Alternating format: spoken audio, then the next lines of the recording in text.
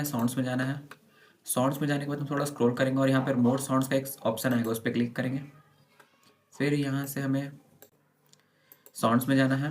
फिर थोड़ा स्क्रॉल करके डिवाइस कनेक्ट का एक ऑप्शन मिलेगा, उस पर जाना है, ब्राउज करना है। फिर मैंने जो आपको फाइल दी होंगी उसमें से ये वाली फाइल को आपको सेलेक्ट कर लेना है, ओपन पे क्लिक करना है। फिर यहाँ पर अप्लाई करना है। फिर दूसरा जो डिवाइस डिस्कनेक्ट है वहाँ पर जाना है, ब्राउज पे क्लिक करना है। फिर दूसरा साउंड को सेलेक्ट करके ओपन करना है। फिर आपको अप्लाई करना है और ओके कर देना है।